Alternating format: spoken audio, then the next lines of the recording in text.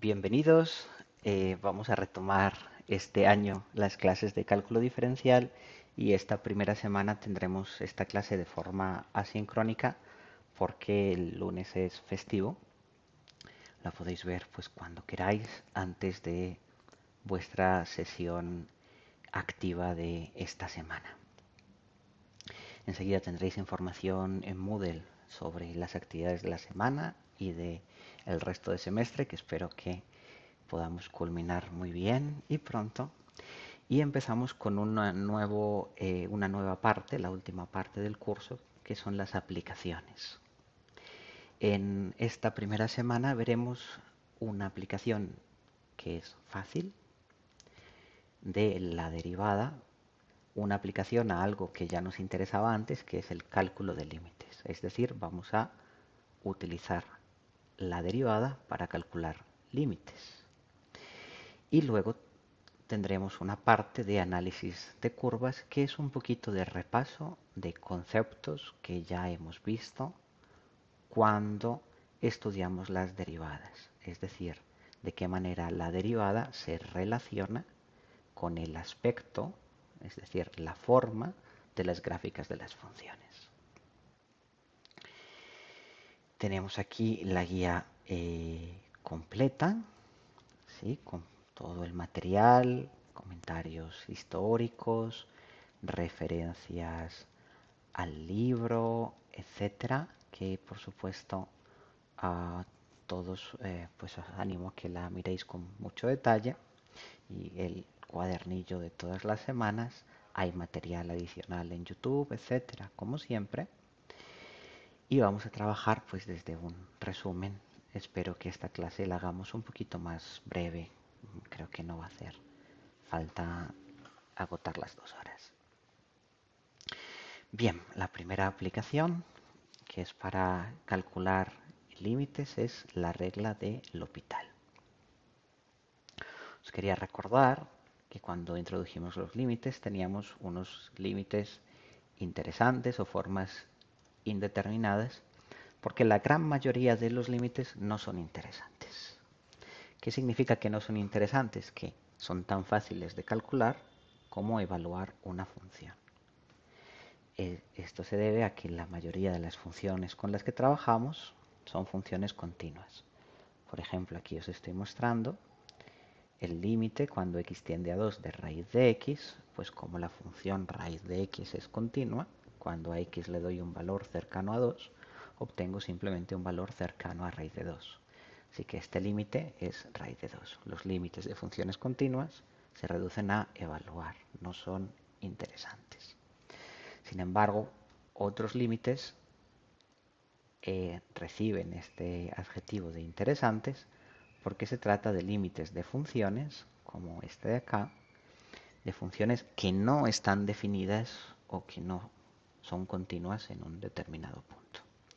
Por ejemplo, esta función x cuadrado menos x sobre x menos 1 no está definida en x igual a 1. Entonces, para mirar el comportamiento de esta función que está definida por una fracción, pues tengo que mirar qué pasa con el denominador y el numerador. Tanto el numerador como el denominador, en este caso, son funciones continuas y tienden a 0 cuando x tiende a 1.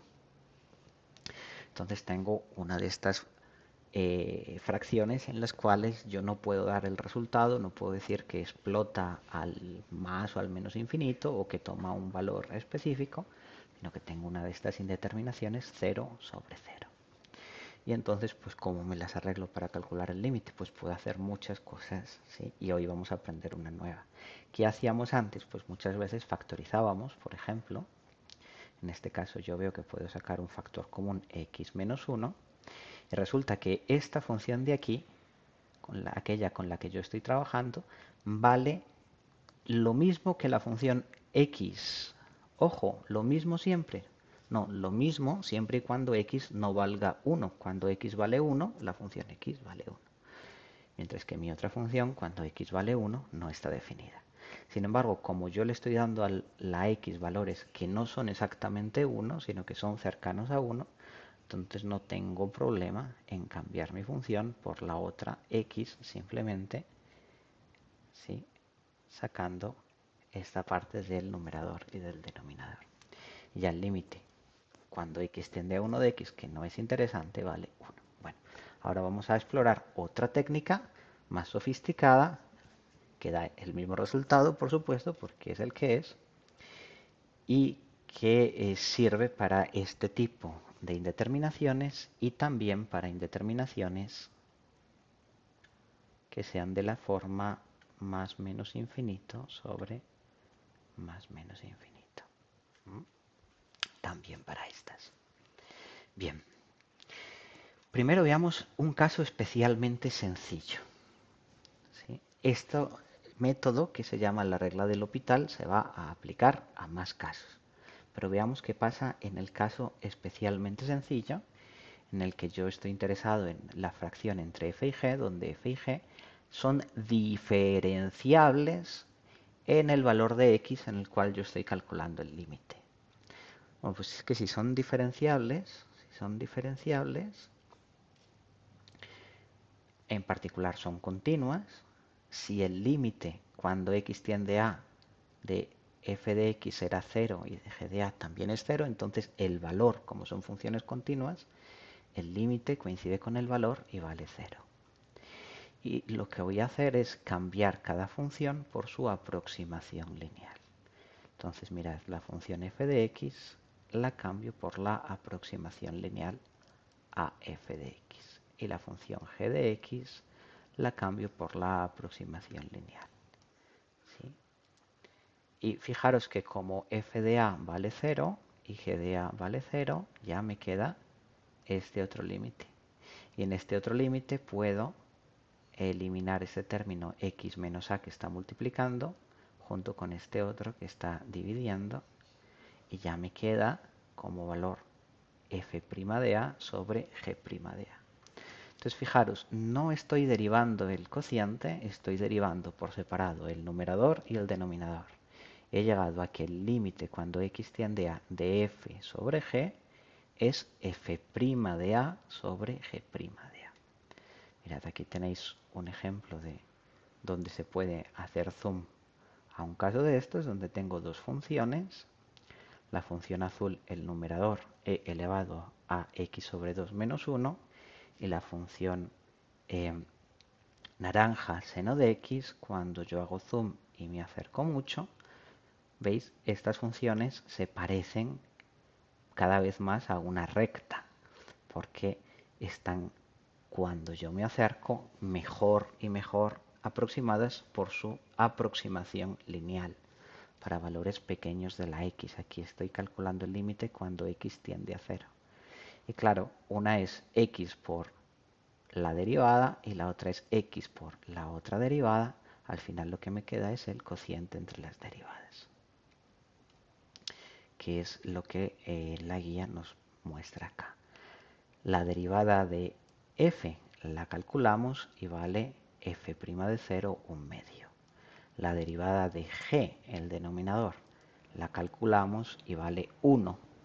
Entonces al final lo que tengo es, perdonad que así,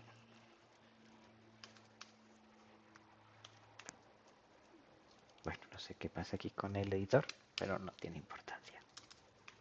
G' de 0.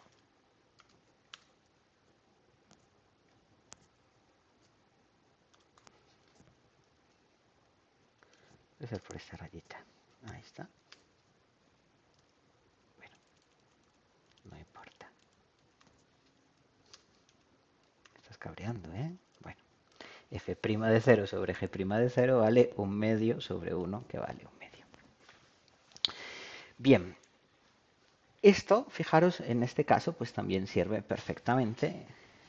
Si yo digo el límite cuando x tiende a 1 de x cuadrado menos x sobre x menos 1, como tengo una indeterminación de la forma 0 partido por 0, puedo aplicar la regla del L'Hopital y cambiar tanto el denominador como el numerador por sus derivadas. La derivada del numerador es 2x menos 1. La derivada del denominador es 1. Y ya me queda el límite cuando x tiende a 1 de 2x menos 1, 2x 2 por 1 menos 1 partido por 1. No pongo nada, bueno, pongámoslo igual a 1. Me dio correctamente. Bien, este es en el caso más sencillo cuando tengo una indeterminación de la forma 0 partido por 0 y estoy calculando el límite en un punto donde las funciones son diferenciables. Pero lo cierto es que la regla del L'Hopital funciona en casos mucho más generales. Vamos a explorar cuáles son las hipótesis en las que funciona la regla del L'Hopital. Bien, primero que todo yo tengo que calcular el límite de un cociente entre dos funciones. Esas funciones tienen que ser diferenciables, pero no necesariamente en el punto en el que estoy calculando el límite. Tienen que ser diferenciables en un intervalo abierto que contenga el punto en el que calculo el límite, pero no necesariamente diferenciables en ese punto. ¿De acuerdo? Eso es importante. Como no tienen que ser diferenciables en ese punto, ni siquiera tienen que ser continuas en ese punto, ¿no? Pero tienen que ser diferenciables cerca de ese punto. Y los límites de ambas funciones, o sea, de tanto el numerador como el denominador, tienen que valer o bien los dos 0 o bien los dos infinito. Claro, si uno vale 0 y otro vale infinito, entonces ya no tendría una indeterminación. En ese caso, si existe el límite entre el límite del cociente entre las derivadas, sí, porque podría ser que este límite del cociente entre las derivadas no existiera, pero si existe el límite del cociente entre las derivadas, entonces el resultado que me da es igual al límite que estaba calculando desde el principio. Y una observación es, si estos límites no existen, los de las derivadas, pero el resultado es que el límite entre el cociente, es decir, este valor L de acá me da más o menos infinito, entonces también un resultado L igual a más o menos infinito me lo puedo llevar al resultado final. ¿De acuerdo? Esta L puede tomar el valor más o menos infinito sin ningún problema. Y la otra cosa más es, también todo funciona cuando el punto C en el cual yo estoy calculando el límite es el más infinito o el menos infinito, o en vez de aproximarme a C por ambos lados, me aproximo solamente por un lado. ¿De acuerdo? Todo funciona igual. Bueno, echemos un vistazo, veamos cómo utilizar esto en algunos casos y por qué hacen falta todas estas hipótesis. Revisemos las hipótesis de la regla del L'Hopital.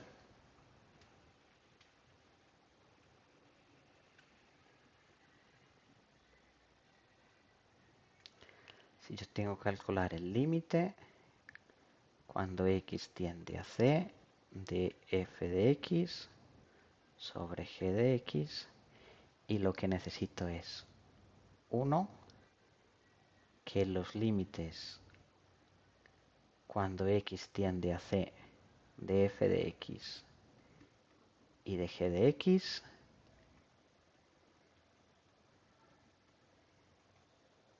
me den el mismo resultado, que puede ser 0 o que puede ser más o menos infinito. La segunda hipótesis es que f y g sean diferenciables cerca de C. No necesariamente en C, pero cerca de C. Y la tercera hipótesis, que creo que no la he comentado de palabra, es importante también, y es que el denominador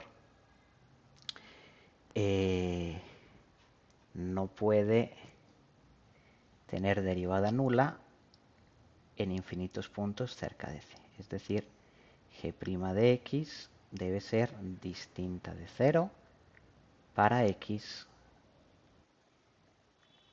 cerca de c. ¿No? Pero no importa si g' de 0 es igual a 0. De hecho, eso puede ocurrir. Pero no puede ser que para puntos muy cercanos a c la derivada sea 0 porque no tendría entonces por qué dividir al calcular el límite. Bien, veamos algunos ejemplos. El que está sugerido en la guía.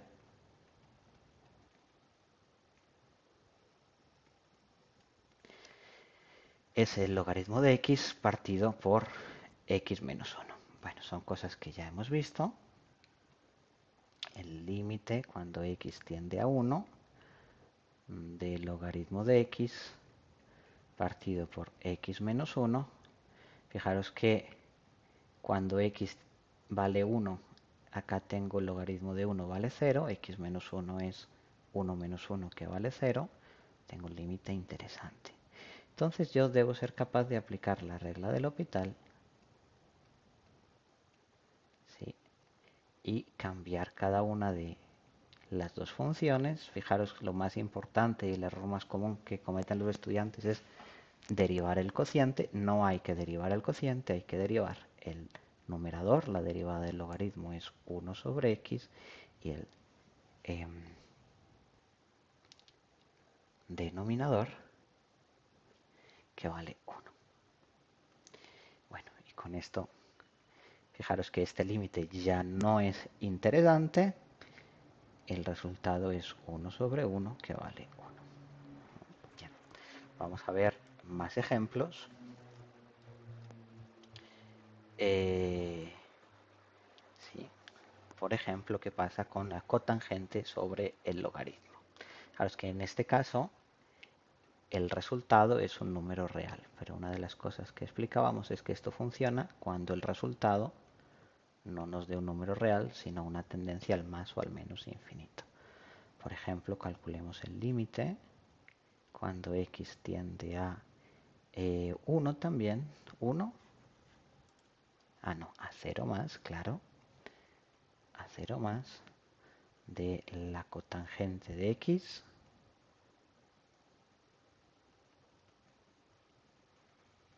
partido por el logaritmo de x. Bueno, en este caso, fijaros, la cotangente de x, que es el coseno partido por el seno, cuando x tiende a 0 más, tiende a más infinito. Y el logaritmo de x tiende a menos infinito. Entonces este ejemplo también es importante. No importa que los signos aquí sean diferentes, ¿de acuerdo? Que los signos ahí sean diferentes, solo nos va a hablar del signo del resultado, si es que lo tiene.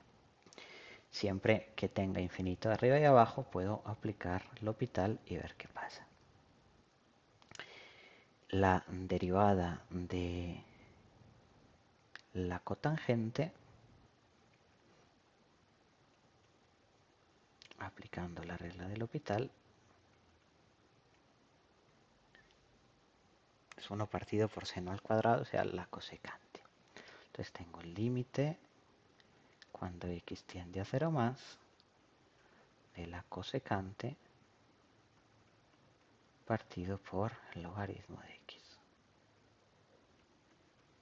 Cosecante al cuadrado. Sí, cosecante al cuadrado.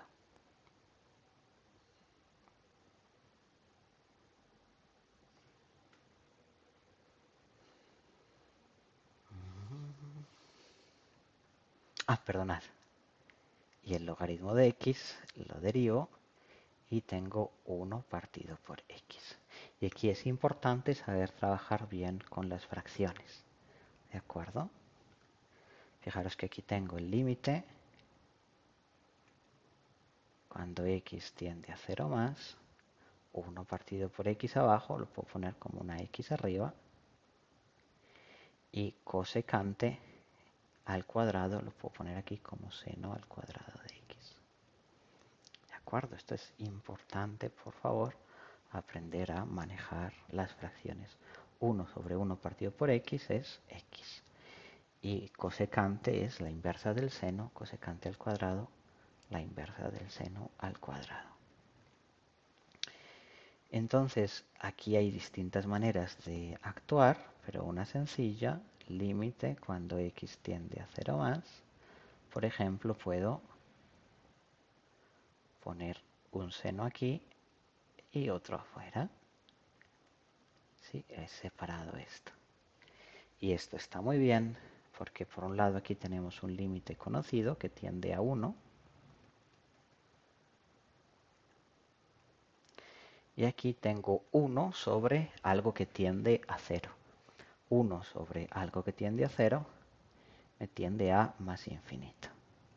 O sea que en este caso el resultado es que el límite no existe. 1 por más infinito, pero tiende a más infinito.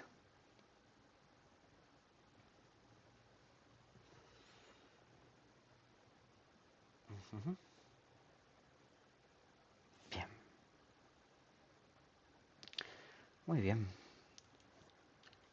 Ejemplos adicionales en los cuales podemos utilizar pues, la regla del L'Hopital. Por ejemplo, probemos cualquiera de ellos. Son todos realizar la misma cuenta. Otro ejemplo. Este está sencillo. Logaritmo de 1 menos x. Límite cuando x tiende a 0 de logaritmo de 1 menos x sobre el seno de 2x. Bien, este límite, cuando x tiende a 0, tengo logaritmo de 1, 0, y abajo seno de 2 por 0, 0, es una indeterminación de la forma 0 partido por 0. Apliquemos la regla del L'Hopital. Es el límite cuando x tiende a 0. Y ahora regla de la cadena. Logaritmo de algo, pues la derivada de lo de adentro, que es menos 1, partido por ese algo. Seno de 2x, regla de la cadena, 2 por coseno de 2x. Ahora, ¿este límite es interesante? No, ya no es interesante, ya se hizo sencillo. ¿De acuerdo? ¿Por qué? Porque tengo menos 1 arriba, cuando a x le doy el valor 0, y abajo 2 por coseno de 0, o sea, 2. Menos 1/2. En general, siempre la dificultad se estriba o bien al derivar o bien al escribir de la manera adecuada el límite que yo quiero calcular como un cociente. Hay muchos casos en los cuales la regla del L'Hopital se itera. ¿Qué significa que se itera? Significa que la aplico una vez y vuelvo a caer en un caso en el cual para calcular el límite todavía no sé cuánto vale, pero puedo aplicar la regla del L'Hopital. Por ejemplo, hagamos este de acá. Coseno menos 1, seno cuadrado. Mirad el límite cuando x tiende a 0 del coseno de x menos 1 partido por el seno al cuadrado de x. Si veis, esta expresión es una indeterminación de la forma 0 partido por 0 cuando x tiende a 0, así que puedo aplicar la regla del L'Hopital. Y al aplicar la regla del L'Hopital, pues ¿qué hago? Derivo arriba y abajo. La derivada del numerador, la derivada del coseno es el menos seno, menos 1. Y abajo tengo seno al cuadrado, ¿de acuerdo? Entonces la derivada del seno al cuadrado será 2 veces el seno de x por la derivada del seno, que es el coseno de x. Estoy aplicando la regla de la cadena. Tengo seno de x al cuadrado. La derivada de algo al cuadrado es 2 veces ese algo por la derivada de el algo. Y esto me da igual, de nuevo, una indeterminación, porque cuando x vale 0, seno de x, 0. Cuando x tiende a 0, 2 por seno de x tiende a 0, por coseno de x que tiende a 1, 0 por 1, 1. O sea que de nuevo tengo una indeterminación 0 partido por 0. Así que puedo aplicar la regla del L'Hopital de nuevo. Entonces tengo el límite cuando x tiende a 0 y ahora sí, la derivada del menos seno es menos la derivada del seno coseno. Abajo tengo que utilizar la regla de Leibniz. ¿Sí? Entonces 2 veces y ahora la derivada del seno por el coseno. La derivada del seno es el coseno, coseno por coseno, coseno cuadrado de x. Y ahora más 2 coseno de x y la derivada del coseno es, perdón, 2 seno de x y ahora la derivada del coseno que es menos seno de x. O sea, seno por menos seno al cuadrado. ¿Y este límite es interesante? No, este límite ya no es interesante. Fijaros, cuando a la x le doy el valor 0, aquí obtengo 0. Cuando a la x le doy el valor 1, perdón, cuando a la x le doy el valor 0, el coseno vale 1. El seno vale 0, entonces ya tengo menos 1 partido por 2 por 1 al cuadrado, o sea 2. Entonces en este caso he utilizado la regla del L'Hopital 2 veces. En este otro caso que hay aquí también necesitaría utilizarla 2 veces, pero este C no lo vamos a hacer por el momento. Se pueden en ocasiones utilizar la regla del L'Hopital para resolver un límite que no ha aparecido como una fracción, ¿de acuerdo? ¿Por qué? Pues porque a lo mejor hay una manera inteligente de escribirlo como una fracción. Entonces, convertir límites a formas en las cuales podamos utilizar la regla del L'Hopital. Por ejemplo, el límite cuando x tiende a 0 por la derecha de x por el logaritmo de x, este lo hemos calculado antes, sabemos que vale 0, pero quiero decir, ¿cómo puedo escribir esto como una fracción para utilizar la regla del L'Hopital? Bueno, pues aquí ya vienen las mañitas con las fracciones. Veréis, x logaritmo de x lo podéis escribir como si yo dejo el logaritmo de x arriba, multiplicar por x es lo mismo que dividir por 1 sobre x. O también puedo dejar la x arriba y multiplicar por logaritmo de x es lo mismo que dividir por 1 sobre logaritmo de x. ¿De acuerdo? Entonces, fijaros, estas son dos maneras distintas de escribir esta función como una fracción. ¿A cuál puedo aplicar la regla del L'Hopital? A cualquiera, ¿no? En cualquiera de esas expresiones en forma de fracción yo puedo aplicar la regla del L'Hopital. Pero ¿alguna es más conveniente? Sí, esta es más conveniente. La otra también es conveniente, no es que ninguna vaya a dar ningún problema. Entonces yo ya puedo decir, bueno, el límite cuando x tiende a 0 de x por el logaritmo de x es igual al límite por la regla del L'Hopital al límite cuando x tiende a 0 por la derecha, la derivada del logaritmo, ¿cuánto vale? Vale 1 sobre x. La derivada de 1 sobre x vale menos 1 sobre x al cuadrado. ¿Puedo simplificar las cosas un poquito? Siempre puedo simplificar las cosas un poquito. Límite cuando x tiende a 0 más. Fijaros que al final me sale un signo menos. Ese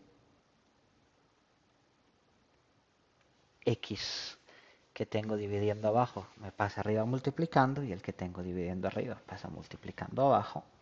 O sea que es el límite cuando x tiende a 0 más de x y esto claramente tiende a 0. ¿De acuerdo? Entonces, un ejemplo de cómo transformar en fracción pues una expresión que no viene en forma de fracción. No es la única manera, hay más. A veces cuando tengo una resta también es interesante convertir la resta en una fracción. Por ejemplo, nosotros sabemos que la exponencial e elevado a x crece mucho más rápido que x. O queremos comprobar que la diferencia entre la exponencial de x y x realmente explota al más infinito. Pues veámoslo escribiendo eso como una fracción. Si yo escribo exponencial de x menos x, pues por ejemplo puedo sacar factor común x. ¿Uno puede sacar factor común x? Sí, uno puede sacar factor común x siempre que uno le dé la gana. Mirad, queda, saco una x. ¿Y cómo le saco el factor común x elevado a x? Pues lo divido por x menos 1. ¿Listo? Ahora echémosle un vistazo a qué pasa con este límite. Este límite ya lo habíamos calculado, pero calculémoslo de nuevo ahora usando la regla del L'Hopital. Límite cuando x tiende a, me interesa el más infinito, de e elevado a x partido por x, si yo uso la regla del L'Hopital. ¿Por qué? Porque es una indeterminación de la forma infinito sobre infinito.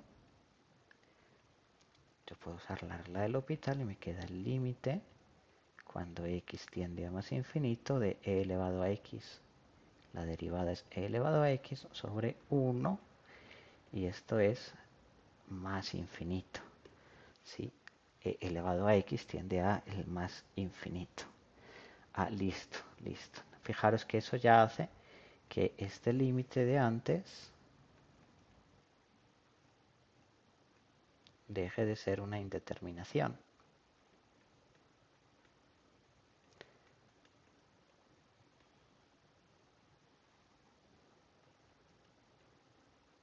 A más infinito de x. ¿Por qué deja de ser una indeterminación? Pues mirad, porque este de acá tiende a más infinito. Si yo al más infinito le resto 1, pues sigue tendiendo a más infinito. Y este de acá tiende también a más infinito. Entonces, más infinito por más infinito, eso explota también a el más infinito. ¿No? Y así con respecto a pues todos. ¿No? Todos estos ejemplos adicionales, que son pues como ejercicios que hay en la guía, exactamente igual. Hay que buscar la manera de escribirlos como una fracción.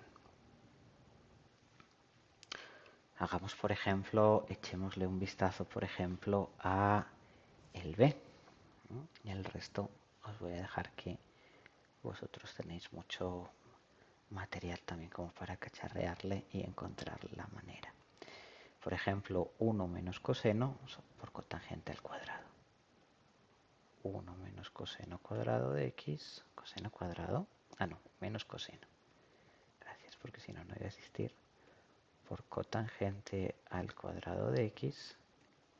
Bueno, pues puede ser tan fácil como escribir la cotangente al cuadrado como coseno cuadrado de x sobre el seno cuadrado de x. ¿Sí? Y entonces, ya aquí tenéis una manera bastante decente. 1 menos coseno de x sobre seno al cuadrado de x, y yo dejaría, porque ya soy viejito y me sé qué pasa con esta función que no importa mucho, dejaría esto separado. Fijaros, por un lado esta fracción y esta otra fracción, porque si estamos interesados en el límite cuando x tiende a 0, para esta parte utilizamos aquí la regla del L'Hopital y esta otra sabemos que tiende a 1. Cuando x tiende a 0, coseno cuadrado de x pues tiende a 1. Mediante la regla del L'Hopital, la parte de la izquierda calculamos el límite y con eso podemos calcular el límite de todo. O logaritmo de x por logaritmo de x menos 1. X tiende a 1.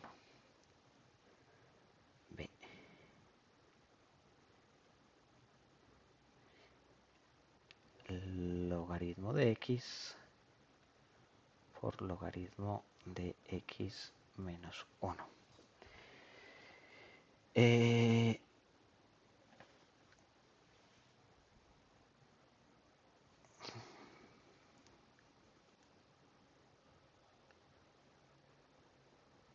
Cuando x tiende a 0 estoy interesado, no, cuando x tiende a 1. Vale, entonces cuando x tiende a 1 quiero tener un 0 arriba. Entonces pues puedo escribir simplemente esto como logaritmo de x y abajo 1 sobre logaritmo de x menos 1. ¿Sí? Y a partir de aquí operar. Para derivar abajo tendría que utilizar pues la regla de la cadena, etc. Y para la c, 1 sobre x menos e elevado a x menos 1. Si yo quiero operar con esta fracción, si yo quiero operar con esta expresión y convertirla en una fracción, pues lo mejor es pasar a mínimo común denominador. Y aquí entonces x menos 1 menos x. Y a partir de aquí podría utilizar la regla del L'Hopital, etcétera, si me interesa. Por ejemplo, cuando x tiende a 0, fijaros que cuando x tiende a 0, esto tiende a 0 y esto también tiende a 0. De hecho, tendría que utilizar la regla del L'Hopital 2 veces. Hagámoslo para que puede ser interesante dejarlo hecho. Mirad, el límite cuando x tiende a 0 más de 1 sobre x menos 1 e x menos 1 es igual al límite cuando x tiende a 0 más, y aquí x por e a la x menos 1, y aquí e a la x menos 1 menos x. Fijaros que esta de acá es una indeterminación de la forma 0 partido por 0, porque es 1 menos 1 menos 0, y abajo es 0 por 0, o sea que estamos muy bien. O sea que aplicando la regla de L'Hopital, esto me va a dar el límite cuando x tiende a 0. Arriba es muy fácil, e a la x menos la derivada de 1 es 0, la derivada de x es 1, y abajo tengo que usar la regla de Leibniz. La derivada de x es 1, que multiplica a e la x menos 1, más ahora la x sin derivar por e a la x, que es la derivada de el segundo factor, e a la x menos 1. Veamos si estoy todavía en una indeterminación o no. Arriba tengo 0, que es 1 menos 1, y abajo tengo 0 más 0, exacto, o sea que es 0 también. 1 menos 1 más 0. Así que puedo aplicar otra vez de nuevo la regla del L'Hopital y tengo el límite cuando x tiende a 0, y ya arriba me queda solo e elevado a la x. Fijaros que aquí ya no voy a tener una indeterminación, porque ya sé que en el numerador tengo algo que vale 1 cuando x tiende a 0. Siempre estos son, perdonad que no lo he escrito, por la derecha. Y abajo e elevado a x menos la derivada de 1, que es 0, más, y ahora regla de Leibniz de nuevo. X, la derivada de x es 1 por e elevado a x, más x por la derivada de e elevado a x, x e elevado a x. Mirad que aquí tengo dos veces e elevado a x, límite cuando x tiende a 0 de e a la x sobre 2e a la x más x e a la x. Este ya no es interesante, basta con sustituir. E elevado a x vale 1, 2e elevado a x vale 2, más 0, 1/2. Ejemplos. Bueno, en todos estos casos teníamos las hipótesis de la regla del L'Hopital, que es, los pongo de nuevo por acá, apa, opa, opa, que los límites tanto del numerador como el denominador tendían o bien a cero o bien a más o menos infinito, pero o los dos a cero o los dos a más o menos infinito, que las funciones, todas estas funciones siempre han sido diferenciables cerca del punto en el que estamos calculando la regla de L'Hopital, y la derivada, pues aunque no lo hemos calculado explícitamente, no teníamos nada raro de que la derivada valiera siempre cero para valores, o que valiera cero para valores muy cercanos a el punto en el que estoy calculando el límite. Si no pasan estas hipótesis, pues no se puede aplicar la regla del L'Hopital. Por ejemplo, ejemplos en los cuales no se puede, o la regla del L'Hopital no da un resultado, por este de acá. Veamos.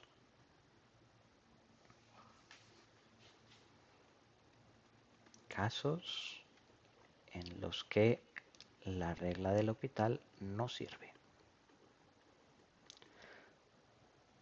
Por ejemplo, si al aplicar la regla del L'Hopital, lo que obtengo, el límite que obtengo, ni explota al más infinito, ni al menos infinito, ni existe.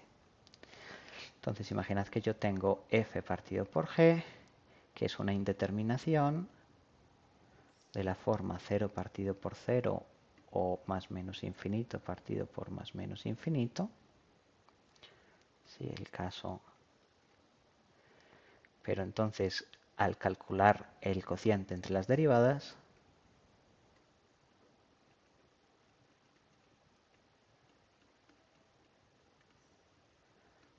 ni existe ni explota a más o menos infinito. Porque si existe, ya me da el resultado por la regla del L'Hopital.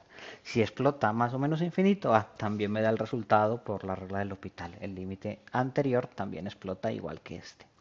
Pero si ni existe ni explota más o menos infinito, entonces de malas no puedo decir nada. Por ejemplo, imaginad que yo quiero calcular este límite, el límite cuando x tiende a más infinito de x más coseno de x partido por x más seno de x. Esta es una indeterminación de la forma más infinito sobre más infinito. O sea que en teoría yo puedo aplicar la regla del L'Hopital. Pero ¿qué pasa? Pasa que cuando derivo, me queda 1 más la derivada del coseno es el seno, 1 menos seno de x, 1 más la derivada del seno es el coseno, coseno de x. Y resulta que esta función es oscilante.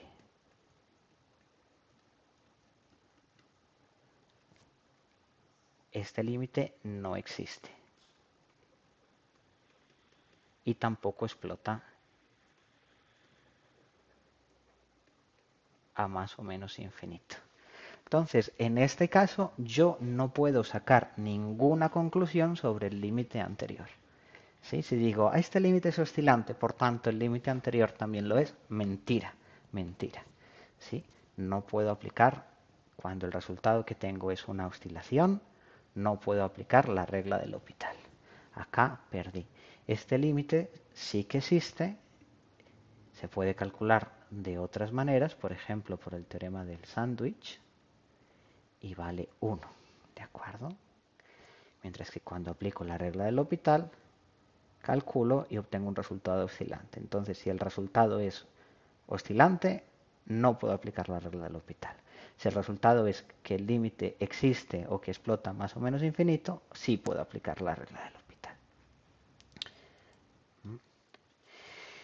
Casos muy muy raros, por ejemplo, que la derivada del denominador se anule en infinitos puntos, ¿sí?, alrededor de c. ¿Sí? Siempre es necesario que la derivada del denominador sea distinta de 0 en un intervalo alrededor de c. Eso va a pasar casi siempre. ¿Cuándo no va a pasar? Solamente en casos muy raros, cuando se anula en puntos muy próximos a infinitos cerca de c. Por ejemplo, este caso de acá está hecho para que f sobre g, ¿sí? eh, tenga un comportamiento oscilante cuando x se aproxima a 0. Mirad, aquí tengo f en azul, g en naranja, f sobre g tiene un comportamiento oscilante. Fijaros que el denominador g tiene infinitos puntos críticos a medida que me aproximo al 0. Como el denominador g va a tener infinitos puntos críticos, la derivada se va a hacer 0 muy a menudo, no puedo utilizar la regla del L'Hopital. Si yo utilizara la regla del L'Hopital, obtendría un resultado falso. Cuando yo calculo la regla del L'Hopital, el cociente entre la derivada de f y la derivada de g es esta gráfica verde, cuyo resultado se aproxima a 0.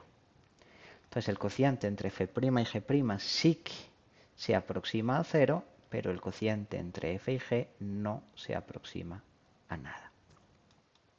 ¿De acuerdo? Entonces otra hipótesis que también es necesaria. También es necesario que las funciones sean diferenciables, ¿sí? Por ejemplo, este límite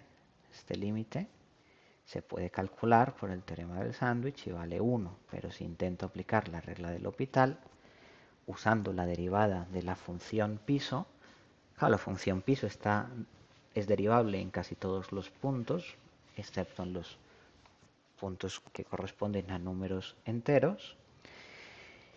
Si intento aplicar la derivada, pues me sale un resultado que es falso. Sin embargo, por el teorema de compresión o del sándwich, el resultado va a valer 1. Entonces hay muchos otros ejemplos de límites que no podemos calcular utilizando la regla del L'Hopital. Bueno, aquí hay ejemplos adicionales, pero yo creo que ya vamos a pasar a la siguiente parte, que es la de análisis de curvas y valores extremos, que como os decía es un poquito de repaso de lo que hemos visto el año pasado en las semanas anteriores. Pero es de nuevo cómo vamos a utilizar la derivada para calcular, para describir en palabras la forma de las gráficas de las funciones. Dónde la función crece, dónde decrece, dónde tiene un máximo, dónde tiene un mínimo, dónde es cóncava hacia arriba, dónde es cóncava hacia abajo, dónde tiene sus puntos de inflexión. Esas son las ideas importantes de esta parte de esta sección 2.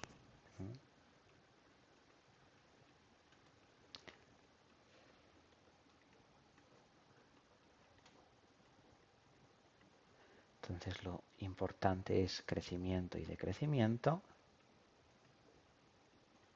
Entonces aquí muy importante la noción de punto crítico. Es una noción pues, crítica. Y la otra cosa que tiene que ver con crecimiento y decrecimiento pues son mínimos, máximos,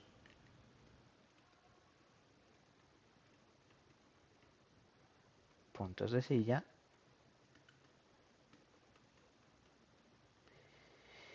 y una cosa nueva que van a ser los mínimos y máximos globales.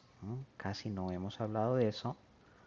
Hoy sí vamos a utilizarlo especialmente para la semana que viene. Y luego tenemos la noción de concavidad hacia arriba y hacia abajo. Y aquí tenemos que recordar la noción de punto de inflexión.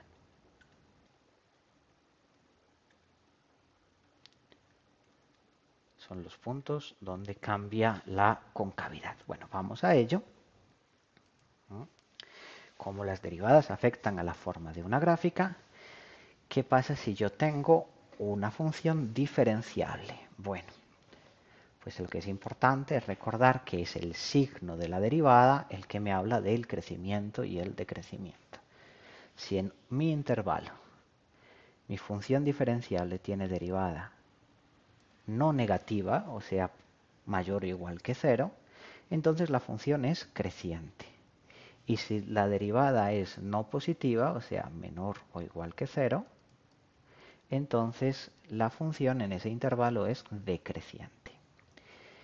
Y esto lo he escrito con desigualdades que no son estrictas. Si pusiera desigualdad estricta, es decir, si dijera si mi derivada es positiva, entonces, ¿sí? Si mi derivada es estrictamente positiva, entonces mi función es estrictamente creciente. Si mi derivada es estrictamente negativa, entonces mi función es estrictamente decreciente.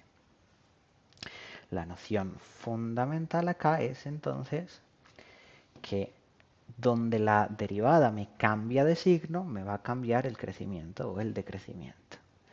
Por lo tanto, va a ser importante conocer los puntos críticos, que son los valores de la variable independiente, donde la derivada o vale 0 y entonces puede cambiar de signo, o no existe y entonces también a la izquierda y a la derecha de ese punto podría tener signos distintos en la derivada, o quién sabe qué cosas raras podría tener. Entonces, números o puntos críticos de una función, valores del dominio donde la derivada vale 0 o no existe.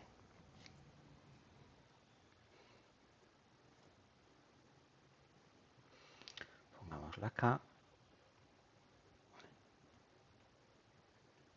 X del dominio de f tal que f' de x es igual a 0 o no existe. ¿No? Eso es tremendamente importante. Bien, ¿qué aspecto tiene la forma de la gráfica de una función cerca de un punto crítico? Pues pueden pasar distintas cosas. Todo depende.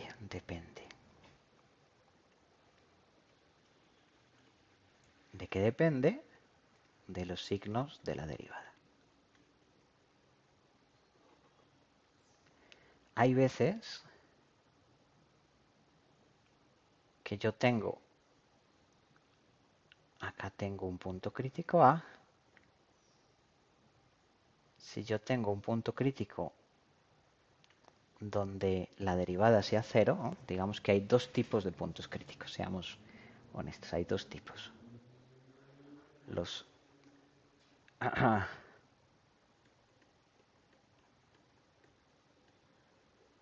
por un lado, los A donde f' de A vale 0, estos son los chéveres, y los otros donde la derivada no existe. ¿Sí? Estos son los más chéveres y estos son un poco menos chéveres. ¿Por qué estos primeros son chéveres? Porque ¿qué significa que f' de A valga 0? F' de A igual a 0 significa tangente horizontal.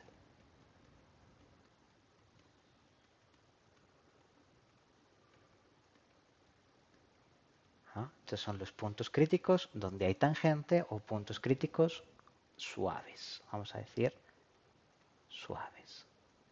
Los otros puntos críticos donde la derivada no existe, pues no van a ser suaves, no va a haber tangente. Entonces fijaros, cuando yo tengo una tangente horizontal, pues pueden pasar distintas cosas. O bien que la gráfica de mi función se quede por arriba de la tangente. Sería el caso de un mínimo local. La otra cosa que puede pasar es que la gráfica de la función se quede por abajo de la tangente, sería el caso de un máximo local. O la otra cosa que puede pasar es que la función quede de un lado por arriba y de otro lado por abajo de la tangente horizontal.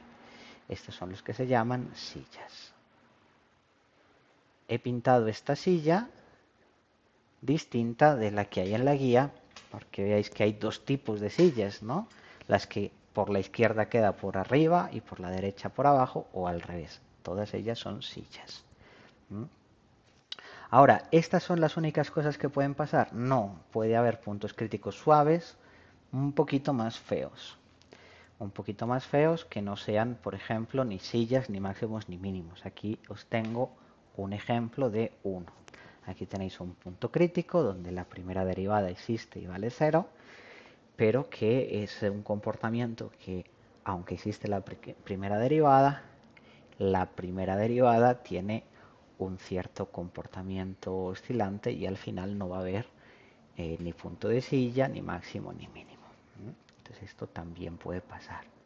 Si yo amplifico un poquito esto para que lo veáis más de cerca, pues veis que ciertamente hay tangente horizontal en el origen, pero la función no tiene ni un punto de silla, ni un máximo, ni un mínimo. Bien. Definición rigurosa de los extremos locales o relativos. Atentos porque esto crea muchas confusiones. Si f es una función, voy a decir que a, un elemento del dominio, es un máximo local si f de a es el valor más grande que puede tomar f en alguna vecindad de a, es decir, cerca de a. Es decir, existe una pequeña distancia que llamo delta, que si yo me alejo de a esa distancia, el valor de la función puede hacerse más pequeño, pero no más grande. Y lo contrario para mínimo local. A mí personalmente me gusta distinguir el valor de la función y el valor de la variable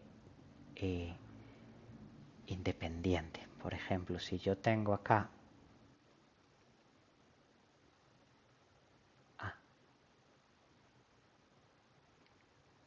f de a, si yo tengo algo así, ¿sí? ¿Cómo se ve gráficamente que tengo un máximo? Pues porque la gráfica de la función queda por debajo de la recta horizontal. Que luego pasa por encima, no importa, sigue siendo un máximo local. ¿De acuerdo? Solo estoy mirando qué es lo que pasa en una vecindad de A. Entonces, lenguaje. Este es importante. A mí me gusta decir f alcanza en x igual a un valor máximo de f de a. ¿De acuerdo? Con esto no causamos ninguna confusión con la persona a la que estemos explicando o el lector entre el valor de la variable independiente x y el valor máximo que alcanza la función f. Ahora, en la guía está escrito de una manera un poquito distinta y es simplemente dice a es un máximo local de f. Listo. A es un máximo local de f. Lo podéis decir así, pero en general, casi siempre cuando estéis hablando de esto, es importante que expliquéis. Porque alguien podría decir, por ejemplo, si yo os digo el valor máximo de la temperatura en Colombia es, no lo sé, en La Guajira. No, probablemente no, en Magangué. Pues decís un momento, no, del valor máximo de la temperatura me estarás hablando de qué, de temperatura. Y la temperatura será, pues hará 42 grados. Bueno, 42 grados, ¿veis? Son problemas que pueden existir a la hora de discriminar cuál es la variable independiente y cuál es la variable dependiente. ¿No? Entonces, mi consejo es siempre explicar la variable independiente, ¿sí? En vez de decir a es un máximo de f, a mí me gusta decir f alcanza en x igual a un valor máximo. ¿Y cuánto es ese valor máximo? Pues, por ejemplo, la temperatura de Medellín alcanzó el jueves, no sé, el 7 de enero, un valor máximo de 32 grados. ¿Sí? El valor de la función. Pero bueno, está correcto, sí, no os lo vamos a poner mal si decís que A es un máximo local, pues está bien, pero puede causar confusión si no lo explicáis. Entonces, atentos porque los extremos locales pues pueden aparecer en puntos donde la función no es diferenciable, oh, incluso en números no críticos. No, esto no es correcto. Es el teorema de Fermat. Ah, vale, incluso en números no críticos, pero si es en los extremos del dominio, en los extremos del dominio. Mira, de esto se va a entender muy bien con este dibujo. Si yo tengo esta función, aquí la gráfica de una función, que está definida en un dominio, que es en este caso un intervalo cerrado, que empieza aquí en la izquierda, cerrado por la izquierda y abierto por la derecha. Tengo esta función definida en un intervalo cerrado por la izquierda y abierto por la derecha. Bueno, pues esa función va a tener unos mínimos y máximos locales. Vamos a ver qué es lo que me puedo encontrar. Si empiezo por la izquierda, pues mirad, como la función empieza a ser decreciente, en el extremo izquierdo del dominio me voy a encontrar con un máximo local. No es un punto crítico, pero ahí tengo un máximo local. ¿Por qué? Porque a la derecha solo tengo valores más pequeños. Luego tengo un tramo donde la función es constante. Entonces fijaros que en ese tramo donde la función es constante, cada punto se puede ver del dominio se puede ver como un máximo local y también como un mínimo local. ¿Por qué? Porque la definición de máximo y mínimo local utiliza una desigualdad no estricta. Entonces, como la función no queda ni por no sobrepasa ni por arriba ni por abajo a la recta tangente, pues lo que tengo es un máximo local y también un mínimo local.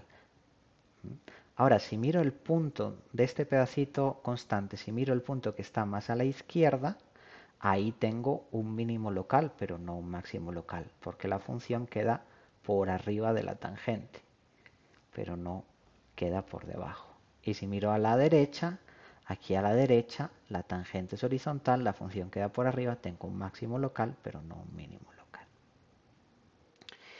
Luego en los puntos críticos, ¿veis? Aquí tengo mínimos locales. Aquí en el primero tengo un mínimo local del tipo punto crítico suave, como en el dibujo que hemos hecho antes. Y aquí tengo un punto crítico no suave, porque la derivada no está definida. Y también es un mínimo local, porque si miro cerca de esta función, aunque en la gráfica pareciera que tengo una montañita, aquí en este punto tengo un valor más bajo para el valor de la función y los que están cerca son más altos. O sea que aquí tengo mínimos locales.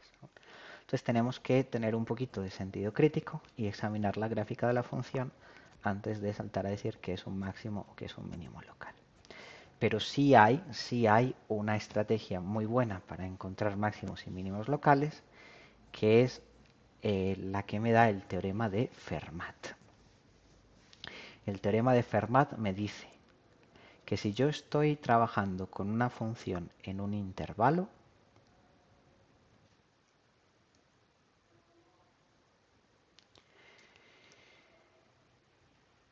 si mi función tiene un extremo local, es decir, un máximo o mínimo en un punto, y la derivada existe, entonces la derivada es cero.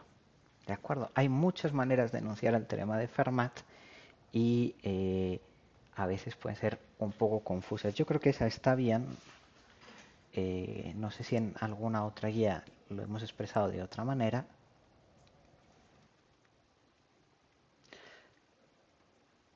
Pero hay otra forma de decirlo que es un poquito más práctica para que la sigáis. En el fondo es lo mismo y es que si f está definida en un intervalo, entonces los valores extremos locales solo los alcanza en, y aquí hay dos tipos de puntos. A, los puntos críticos, y B, los bordes del dominio o los extremos del dominio.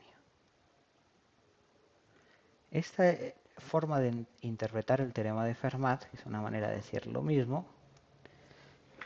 Simplemente es una pequeña reelaboración lógica de lo mismo, es decir, este es un extremo local. O bien la función derivada existe y vale 0, o bien la función derivada no existe, o bien no estoy en el interior. Esa es otra forma de decir que si alcanzo un valor extremo, o bien se trata de un punto crítico, o bien estoy en un extremo del dominio. Entonces la idea es muy sencilla, y es que si vosotros tenéis una función que está definida, por ejemplo, en un intervalo cerrado, puede que sea hasta el infinito,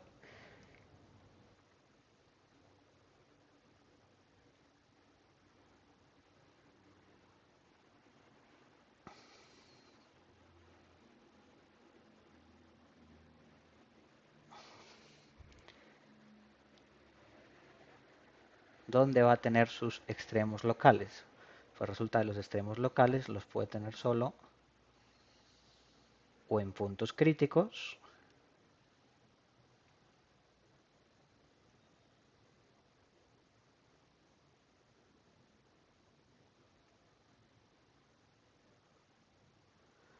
¿sí?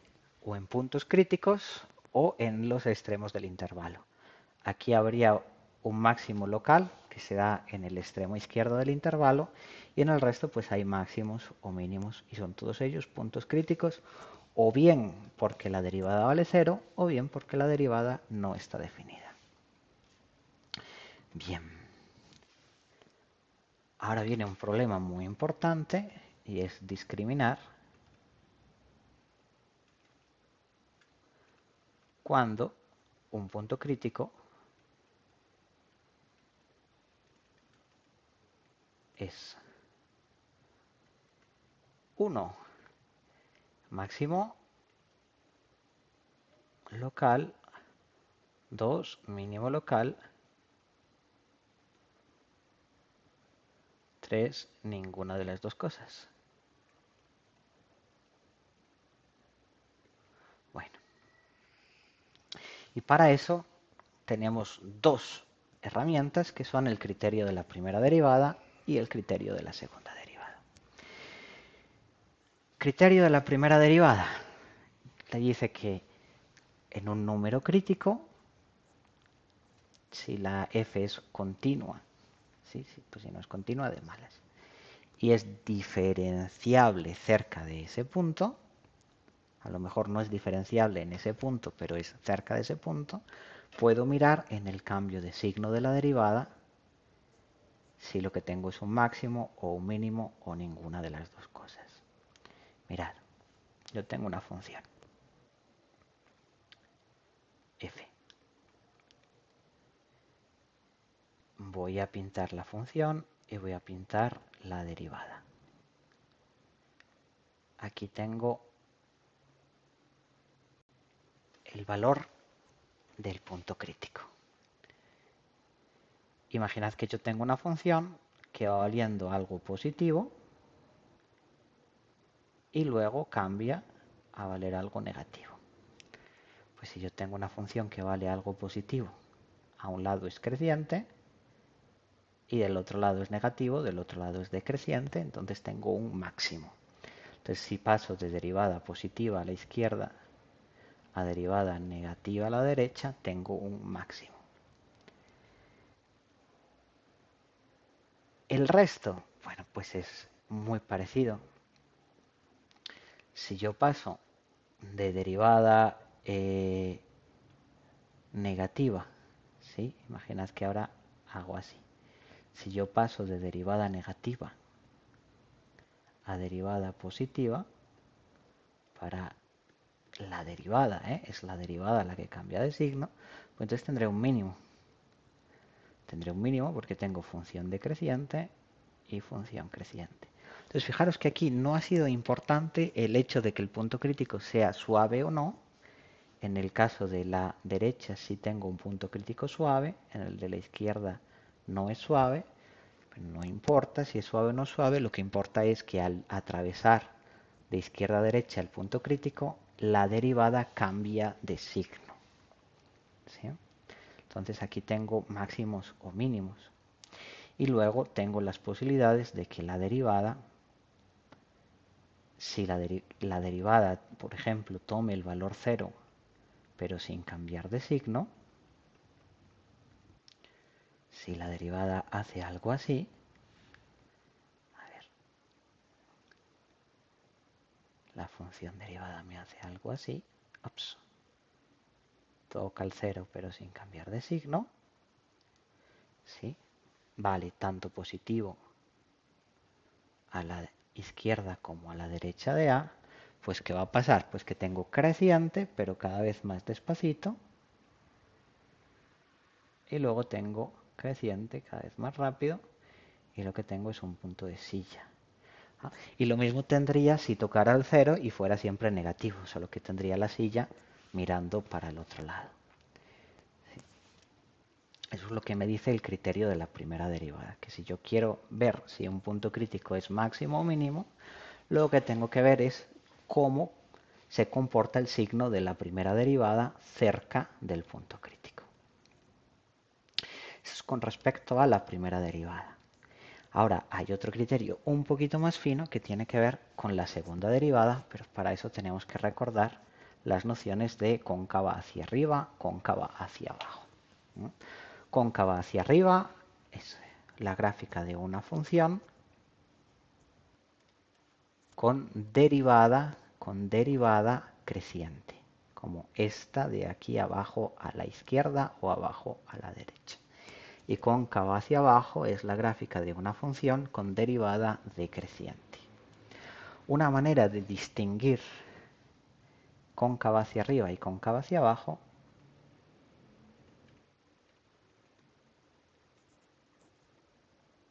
es que en las funciones cóncavas hacia arriba, la recta tangente queda por debajo.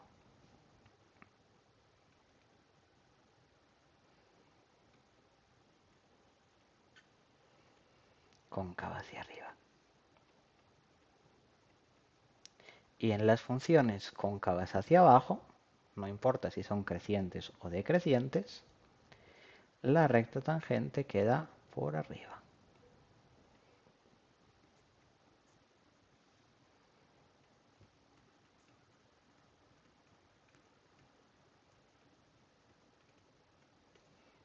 Entonces, cuando la recta tangente queda por debajo, cóncava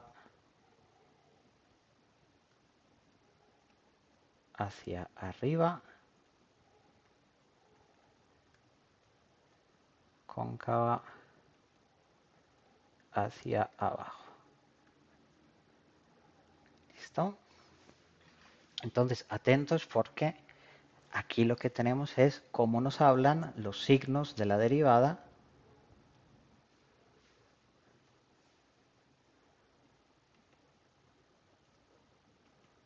y de la segunda derivada. Entonces, f' y f segunda, signo positivo, signo negativo. Tengo 4 posibilidades.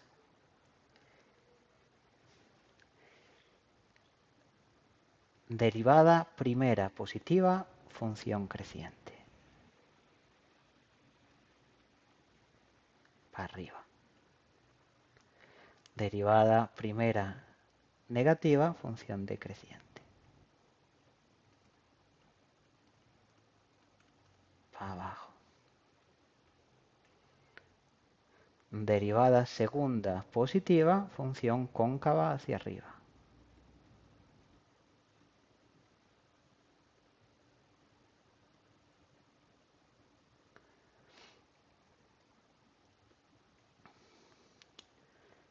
Derivada segunda negativa, cóncava hacia abajo. Y todas estas opciones se combinan. Puede ser creciente y cóncava hacia arriba, o creciente y cóncava hacia abajo, etcétera, etcétera. Entonces, cuando queremos examinar la forma de una función, tenemos que mirar crecimiento, decrecimiento, concavidad. Aquí entra el criterio de la segunda derivada. Y es, imaginad que tenéis un punto crítico suave, es decir, un punto crítico A donde la derivada vale 0. Si además podéis mirar la segunda derivada, porque la función sea dos veces diferenciable, pues la segunda derivada ya os va a hablar su signo de si mi función es cóncava hacia arriba o hacia abajo. Entonces, ¿qué pasa? Que si es cóncavo hacia arriba, pues cóncava hacia arriba en un tangente horizontal, un mínimo. Cóncava hacia abajo, tangente horizontal, un máximo. Este es el criterio de la segunda derivada para funciones dos veces diferenciables. A veces sirve en casos donde no sirve el primero y el primero sirve en casos, más bien el primero sirve en casos donde este no sirve. Los casos en los que sirve el primero donde este no sirve son más fáciles de encontrar. Al revés, hay que construirlos un poquito. Entonces, muy importante la concavidad, y hay una definición importante que es punto de inflexión.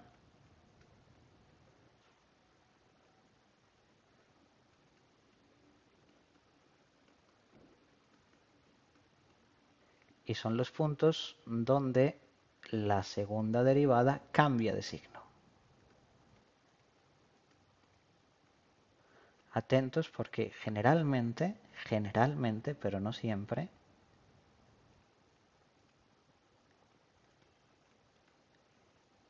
suelen coincidir con los máximos y mínimos locales de f'. Eso es por el criterio de la primera derivada aplicada a f'. Donde la segunda derivada cambia de signo, pues habrá máximos y mínimos locales. Pero en realidad puede ser un poquito más complejo.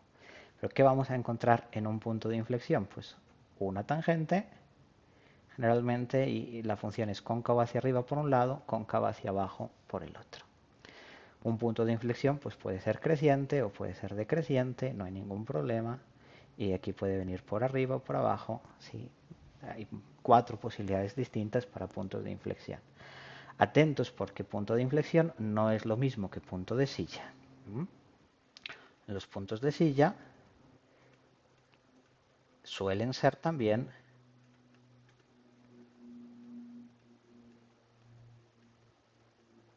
de inflexión. Pero en los puntos de silla lo que yo tengo es una tangente horizontal. Esta es una silla. En una silla tengo una tangente horizontal y la gráfica de la función queda a un lado por arriba y a otro por abajo. ¿Listo? Entonces, esta es silla y también inflexión. La silla tiene que estar horizontal para que me pueda sentar. Los puntos lo que hay dibujado arriba, como la tangente no es horizontal, son inflexiones, pero no son sillas. Bien. Por último, vamos a hablar un poco de los extremos globales. Esta es la última. Bueno, no es lo último, pero es lo último como con chicha. Los extremos globales son, dentro de todos los extremos locales, aquellos en los que f alcance el valor más grande o más pequeño posible. Entonces siempre voy a hablar del extremo, o sea, del máximo o del mínimo de una función en un intervalo. Siempre diremos el máximo o el mínimo de f en un intervalo que casi siempre va a ser cerrado, a veces no, pero en los cerrados es donde lo podremos hacer con menos problemas. Diremos, bueno, diremos que un punto del dominio es un máximo global si, en este punto A del intervalo es un máximo global de f en i, si el valor de f en a es mayor o igual que todos los otros posibles valores que pueda tomar la f en todos los otros puntos de i. A este valor, no al valor a es un punto del dominio, al valor que se obtiene al aplicar la f, pues se le llama el valor máximo global, el valor máximo de f en el intervalo. Entonces, este es importante, hagamos unos dibujos y nos entendemos bien. Por ejemplo, si yo pinto esta función, aquí hay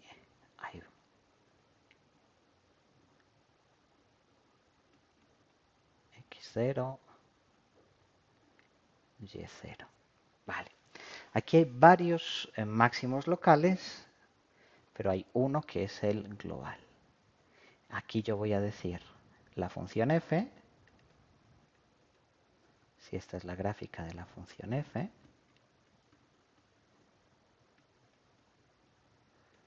alcanza un valor máximo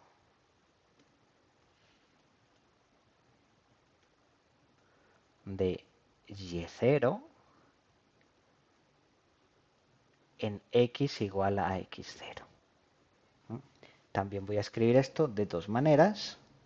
Una es, voy a decir que el máximo de los valores posibles de f de x cuando x se mueve dentro de su dominio, que es este intervalo. Pongamos cuál es el intervalo. ¿Sí? Y este intervalo. El máximo de f, el valor máximo de f lo escribo así, y esto va a ser y0.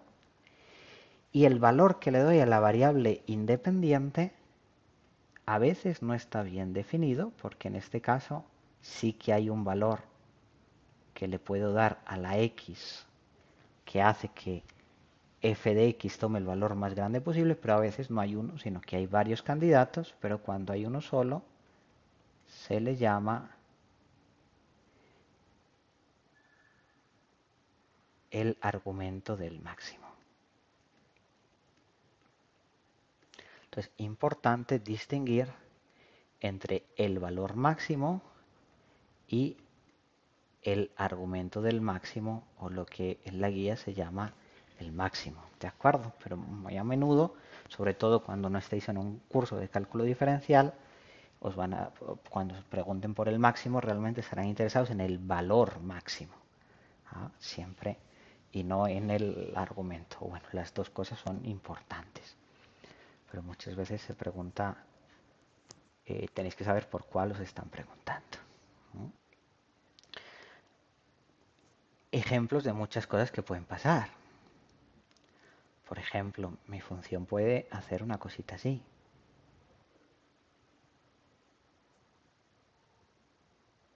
Sí, mirad, la gráfica de una función que hace así. Entonces, en este caso, por ejemplo, el valor máximo que puede tomar es este, pero ¿dónde toma ese valor? Pues a lo largo de un punto, no, sino de muchos puntos. ¿Sí? Ahora voy a hacer así, eso es. A lo largo de muchos puntos. En este caso es claro que el valor máximo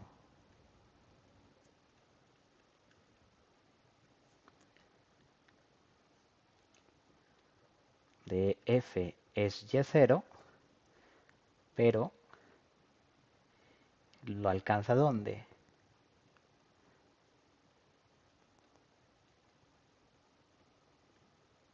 Pues ya no alcanza para un valor de x, sino cuando x pertenece a estos intervalos de aquí. Os llamo a este i1 y a este intervalo i2, pues cuando x está en i1 o en i2. ¿De acuerdo? Entonces, el valor máximo puede que esté definido o no, en este caso está definido, y el argumento máximo, en este caso, no está definido. ¿Hay casos en los que el valor máximo no está definido? Sí, también. Sobre todo si trabajo con un intervalo abierto. Por ejemplo, ¿qué pasa si yo miro con la función f de x igual a x al cuadrado, x entre -1 y 1 abierto. Pues si yo miro entre -1 y 1 abierto, la función f de x hace una cosa así, su gráfica, pero en el intervalo abierto nunca alcanza un valor máximo. ¿Por qué? Porque por mucho que yo me acerque al 1 o al -1, siempre me puedo acercar un poquito más y la función va a tomar un valor más grande.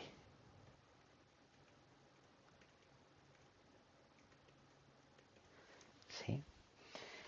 Entonces, atentos porque el máximo puede haber o no.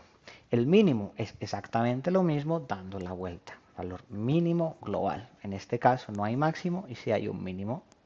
Si yo puedo hablar del mínimo,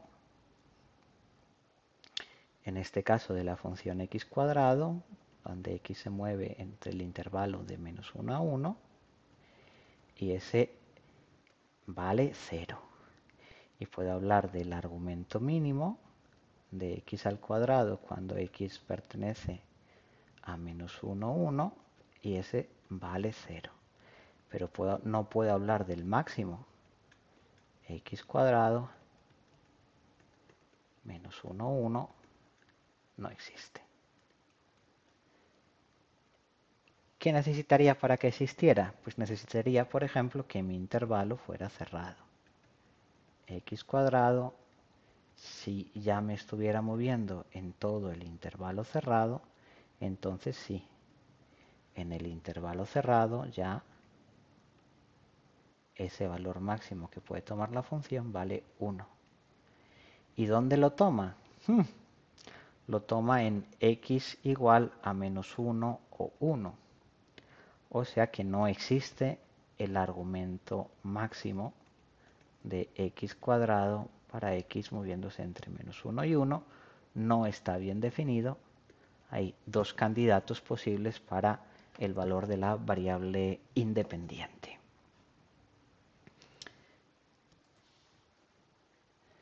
Bien. Para el mínimo es exactamente lo mismo, las mismas ideas, mínimo y máximo. De nuevo hay que aplicar pues un poco de criterio para distinguir dentro de los mínimos locales y de los máximos locales cuáles son globales. Por ejemplo, antes habíamos estudiado un dibujo como este y habíamos escrito dónde están los máximos locales y los mínimos locales de esta función. Y hay que ver, por ejemplo, cuáles de estos máximos locales son globales. Pues cuando valgan lo más alto posible. Bueno, pues si yo miro dentro de los máximos locales cuáles son los más altos, pues obtengo A y C. Entonces en A y en C tendré máximos locales. Si miro los mínimos, dentro de los mínimos locales, cuáles son los más bajos posibles, obtendré los mínimos globales. En este caso tendría estos tres puntos que eran mínimos locales. Veo, evalúo cuál es el valor de la función. En el del medio tengo que el valor es más alto, no es lo más pequeño posible. En los otros dos, si obtengo el resultado lo más bajo posible, la gráfica de la función es la gráfica azul, entonces ahí tengo dos mínimos globales. En este caso el máximo local, el valor máximo y el valor mínimo están bien definidos, hay un valor máximo posible y hay un valor mínimo, pero el argumento máximo y el argumento mínimo no estarían bien definidos porque hay varios candidatos. Dos candidatos para el máximo y dos candidatos para el mínimo. Bien, hay muchas posibilidades y ahora sí os quiero dar una especie de receta que sirve para calcular los valores máximos y mínimos globales en un intervalo cerrado. Se basa en el teorema del valor extremo. El teorema del valor extremo me dice que si tenéis una función continua en un intervalo cerrado, entonces esa función tiene al menos un máximo global y un mínimo global en el intervalo cerrado. Es decir, para algún valor de la variable independiente se obtendrá el valor lo más alto posible o lo más pequeño posible. Esto solo funciona, fijaros las hipótesis, son dos. Una es que la función es continua y la otra es que el intervalo es cerrado. ¿De acuerdo? Todo esto pues proviene de un concepto métrico un poquito más sofisticado que se llama la compacidad. Las funciones continuas en intervalos cerrados siempre toman valores máximos y mínimos. Esto me da una receta cuando a mí me dan el problema de maximizar o minimizar una función en un intervalo cerrado. Se llama el método del intervalo cerrado.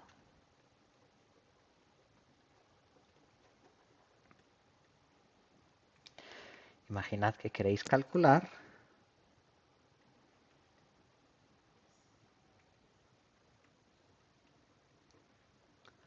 los máximos y mínimos globales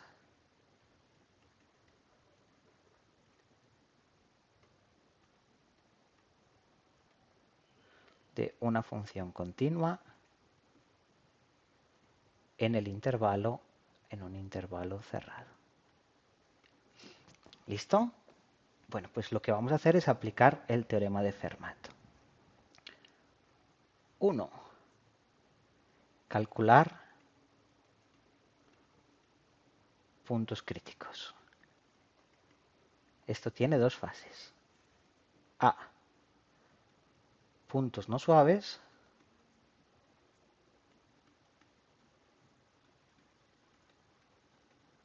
Y B.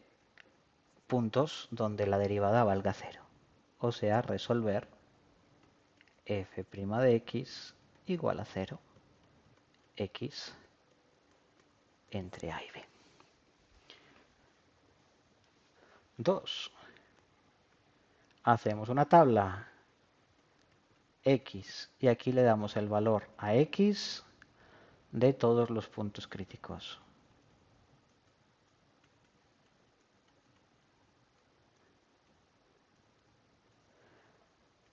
Estos de acá son los puntos críticos.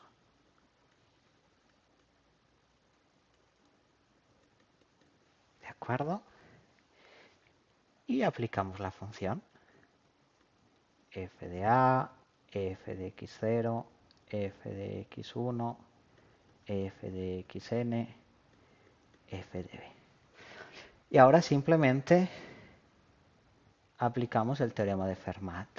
Si yo tengo un máximo o un mínimo local, este se tiene que alcanzar en un punto crítico o en un extremo del intervalo. O sea que miramos los números que aparecen aquí. El número más alto corresponde al valor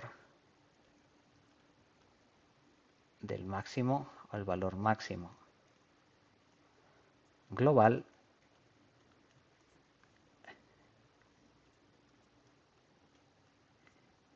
y el número más pequeño, menor, corresponde al valor mínimo global.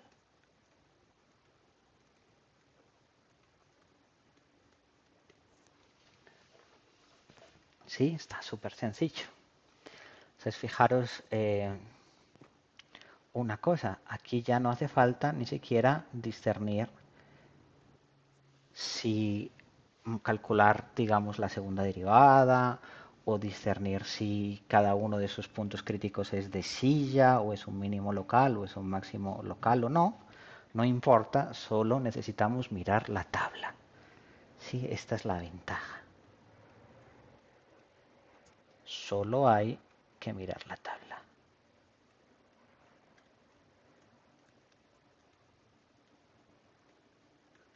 Es decir, en este método, en el método del intervalo cerrado, nos estamos ahorrando pues usar el criterio de la primera o de la segunda derivada. No queremos clasificar esos puntos críticos que pasa, solo queremos ver dónde se alcanza el valor máximo global y dónde se alcanza el mínimo global, y para eso solo necesitamos la tabla. Esa es la ventaja. ¿Mm?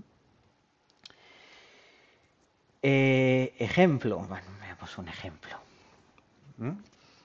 Mirad que, por ejemplo, si se quiere maximizar y minimizar, o sea, encontrar los valores máximos y mínimos de esta función en el intervalo menos 1, 4, bueno, pues lo que tenemos que hacer es la derivamos. Derivamos la función y obtenemos, por la regla de la cadena, derivada de lo que hay del exponente, menos x cuartos por el exponente, y ahora buscar los puntos críticos. La función es diferenciable, o sea que los puntos críticos son solo los suaves. No hay ningún punto donde no esté definida la derivada. Tenemos que encontrar los puntos donde f' es igual a 0, resuelvo la ecuación, menos x cuartos por la exponencial de x al cuadrado sobre 8 es igual a 0. Esta ecuación no es difícil porque lo que hay aquí en la exponencial, eso siempre es distinto de 0. La exponencial de cualquier cosa es distinto de 0. Entonces lo que me queda es simplemente esto igual a 0. Es decir, x igual a 0. El único punto crítico es x igual a 0. O sea que en mi tabla, en el caso del ejemplo,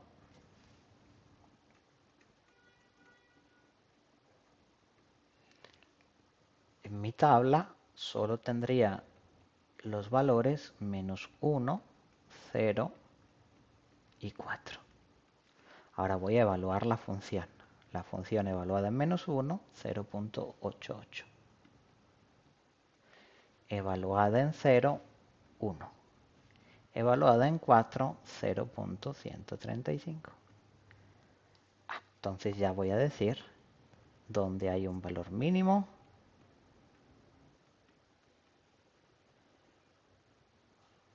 global y dónde hay un valor máximo global.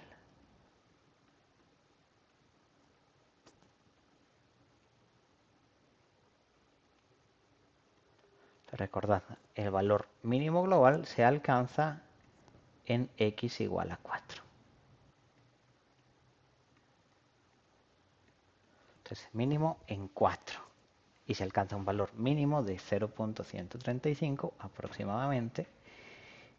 Y el valor máximo en 0.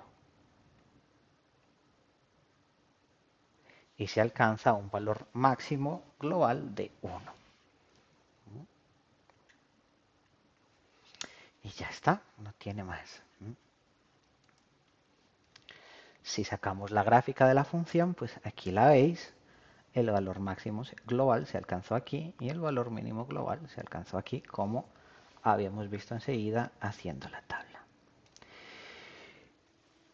Importante que el intervalo es cerrado, que la función es continua. Si la función no es continua, puede que esto no funcione. Si el intervalo no es cerrado, puede que esto no funcione. ¿Qué pasa si queréis encontrar los valores en un intervalo que no sea cerrado? Bueno, pues lo mejor es que lo cerréis y miréis qué pasa en el intervalo cerrado y después tratéis de concluir qué pasaba en el intervalo antes de cerrarlo. ¿No se puede cerrar? Bueno, de malas, entonces buscad un intervalo cerrado adentro en el que podáis resolver el problema y tratar de mirar qué pasa en el pedacito que le habéis cortado. Este es un ejemplo de qué es lo que podemos hacer, ¿sí?, cuando no podemos utilizar el teorema del valor extremo porque el, porque el intervalo no es cerrado. Entonces imaginad que tenéis una función como esta y queréis ver qué pasa en el intervalo que va desde el menos infinito hasta el 3. ¿Por qué? Porque es el dominio. Bueno, pues ¿qué tenemos que hacer? Pues como el intervalo donde está definida la función es abierto, bueno, al menos es un intervalo abierto, vamos a mirar los puntos críticos y vamos a ver qué pasa en los bordes del intervalo. Primero calculemos los puntos críticos. Derivamos la función y encontramos un único punto crítico resolviendo la ecuación g' de x igual a 0. Entonces tengo g' de x igual a 0, resuelvo y obtengo x igual a 1. O sea que en x igual a 1 voy a tener tangente horizontal. ¿Tengo máximo o mínimo? No lo sé. Vamos a mirar. Podemos hacer distintas cosas. Miremos el criterio de la segunda derivada. Derivamos otra vez la función, obtenemos un punto donde la segunda derivada es negativa. Fijaros, este número siempre es negativo. O sea que la función es cóncava hacia abajo. Vale. Ahora veamos qué pasa cuando me aproximo a los extremos del intervalo. Sí, el intervalo en el cual estoy estudiando mi función, que va desde el menos infinito hasta el 3.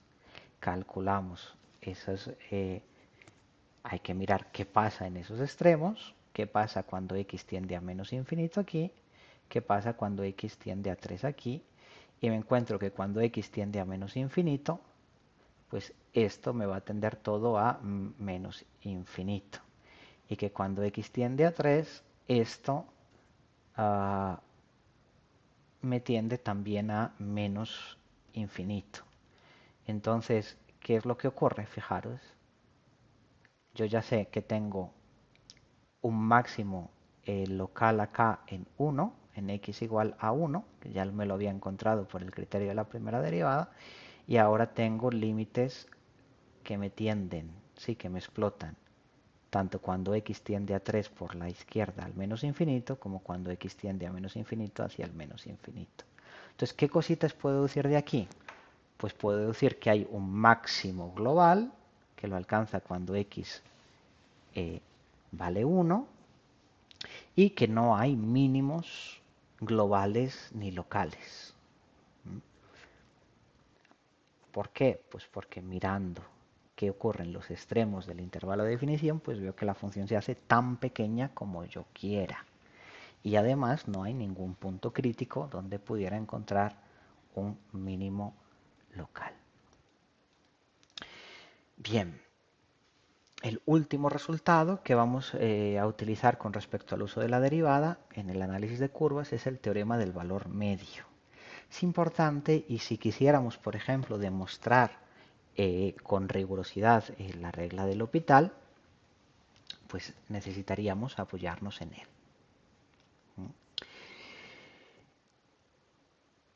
El teorema del valor medio simplemente dice que el valor de la tasa de variación de una función diferenciable en un intervalo cerrado coincide con el valor de la derivada en algún punto adentro. Fijaros.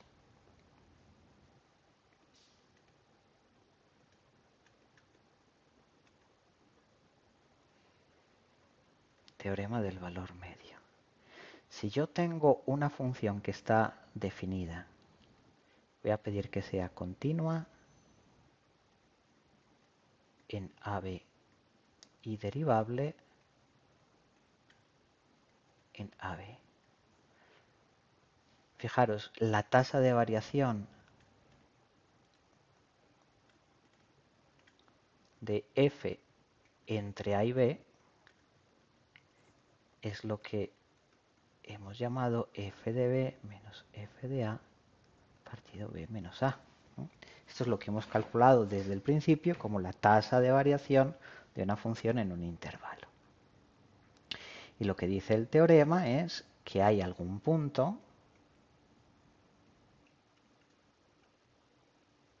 dentro del intervalo AB al menos 1 tal que el valor de la derivada de la función en ese punto es la tasa de variación en el intervalo. Este es el teorema del valor medio. Si recordáis la fórmula es un poco larga, pero si recordáis qué significa, simplemente dice que si tenéis una función continua en un intervalo cerrado y diferenciable o derivable en el interior, entonces la tasa de variación de la función en ese intervalo coincide con el valor de la derivada en algún punto. Generalmente esto pues se ilustra gráficamente así. Si vosotros tenéis una función definida en un intervalo AB, aquí podemos cambiar un poquito yo creo el tamaño del intervalo, tenéis una función definida en un intervalo AB, esa función tiene una tasa de variación.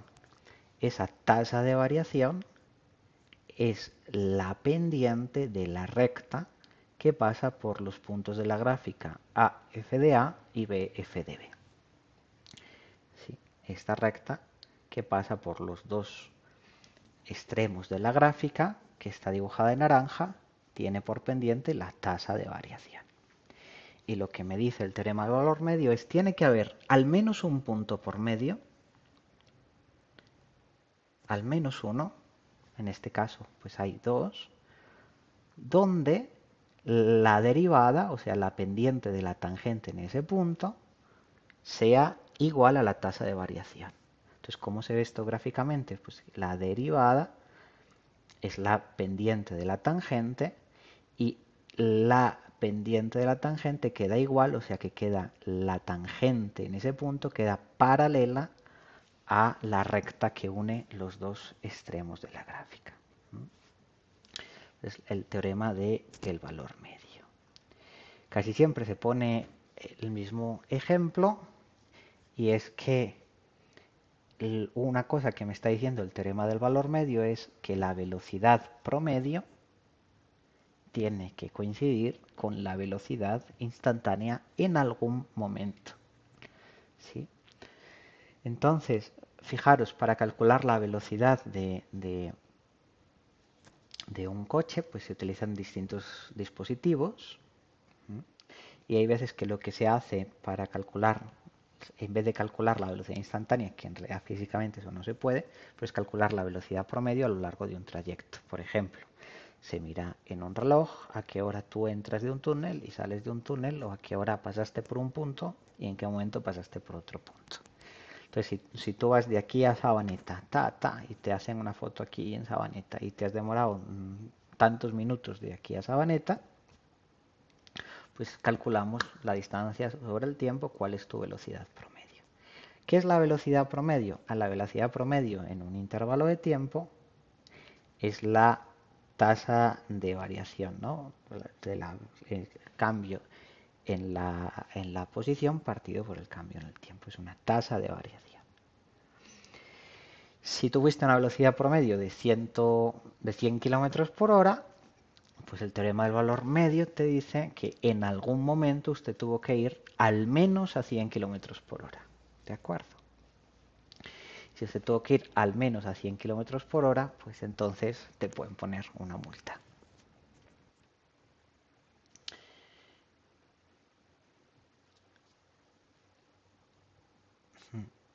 También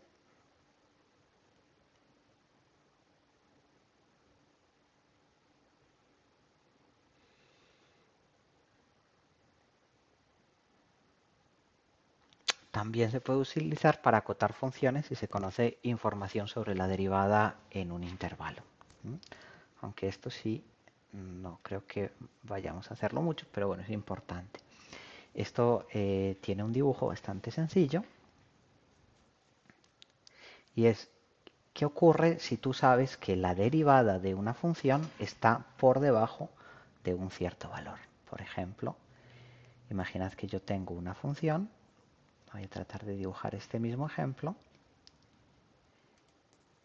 Imaginad que sabemos que f de 0 vale 2. F de 0 vale 2. Por aquí pasa por 0,2. ¿Sí? Mi función. Y sabemos que la derivada de la función siempre toma un valor menor o igual que 3. Bueno, pues si la derivada de la función toma siempre un valor menor o igual que 3, y esta es la recta y igual 2 más 3x, el teorema del valor medio me está diciendo, ¿sí?, que nunca mi función puede quedar por encima de esta recta, siempre tiene que quedar por debajo. Porque si la función atravesara esta recta en algún momento, el teorema del valor medio me diría que en algún punto por medio tuvo que tener tangente, digamos, derivada igual a 3. O sea que si yo sé que la derivada vale como mucho 3, Una vez baje ya no puede subir más arriba que la recta. Entonces, en particular, ahí me están diciendo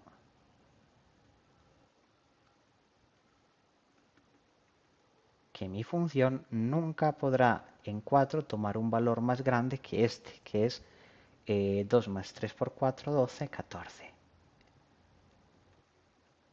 ¿Sí? Entonces, con esto yo puedo asegurar que f de 4 es necesariamente menor o igual que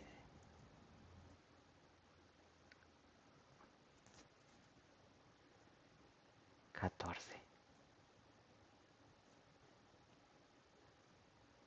¿Mm? Que es más o menos lo que está diciendo aquí. ¿Cuál es el valor máximo que puede tomar en f en 4? Exacto, f de 4 es como mucho 14. Bien,